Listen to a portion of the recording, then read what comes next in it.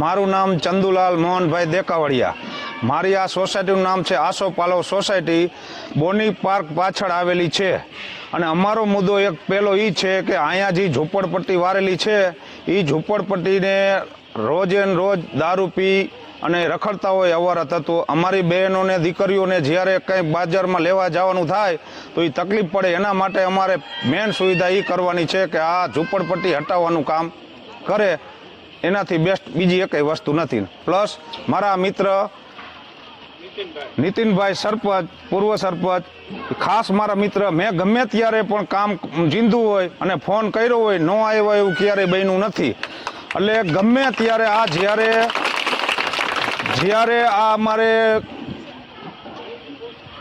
શનિવારી ભરાતી હતી ત્યારે મારા વાઈફે નીતિનભાઈને ફોન કરેલો કે આ શનિવારી ભરાય છે, અમને ઘણી તકલીફ પડે, વાહન આડાવરા રાખી દે, અમારે આવું જાવમાં તકલીફ પડે. તો તરત મારા વાઈફે ફોન કર્યો કે નીતિનભાઈ આ તકલીફ હે. તો નીતિનભાઈ ઉઘાડા પૈગે આવી અને નીતિનભાઈ તરત એનું સોલ્યુશન કરી દીધું અને એ ઝૂંપડપટ્ટી બંધ થઈ ગઈ.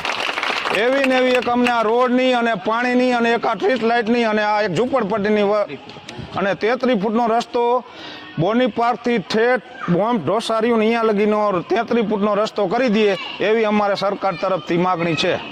કયો વિસ્તાર છે અને શું સમસ્યા? લલિત ભોરણીયા મારું નામ છે. બોની પાર્કની પાછળ આસોપાલવ સોસાયટી, આ અમારી સોસાયટી આ બોની પાર્કની પાછળ આવેલી છે કે જ્યાં અત્યારે પ્રાથમિક સુવિધા નથી, રોડ સારા નથી, રસ્તા સારા નથી, સ્ટ્રીટ લાઇટ.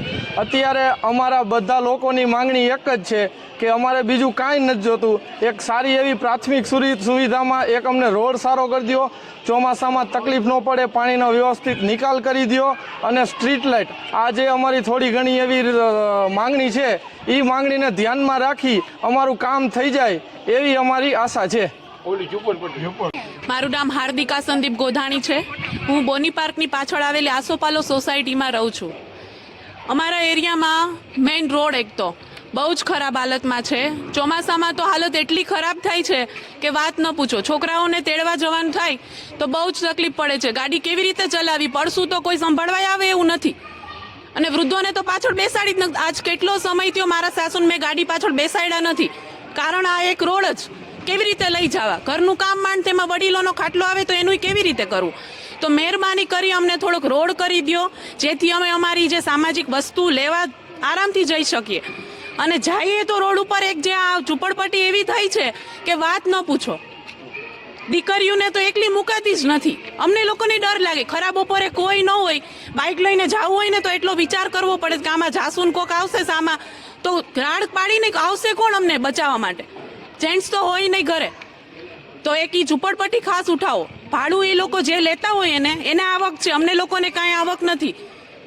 અમને અમારો ડર, જીવનો ડર છે કે શાંતિથી ઘરે આવી જઈ શકીએ બાળકોને લઈને. એટલે બસ આ બે વસ્તુ છે.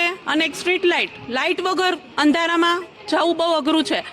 તો થોડુંક એ કંઈક થઈ જાય તો અમે આસાનીથી જઈ શકીએ. એક તો એમ તો થાય કે અંજવાળું છે, સેફટી છે. ખાસ અમારી લેડીઝની સેફટી જોવો, અમને થોડીક હેલ્પ કરો.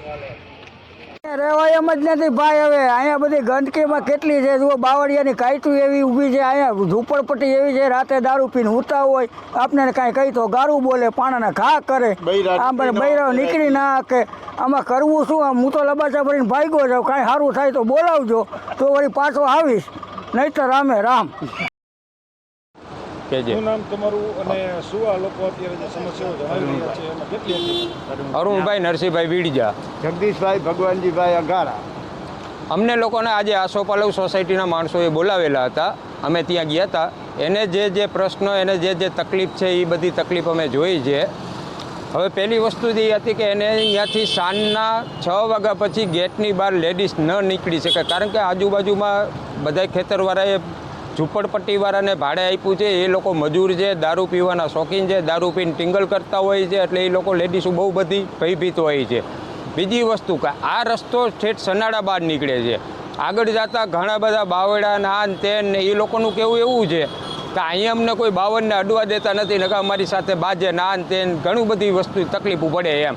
અને બીજી વસ્તુ, એ રોડ ઉપર અમે મોટરસાઇકલ જોયું છે કે ભાઈ ભૂગર્ભ ફૂટ એક ઊંચી હોય છે.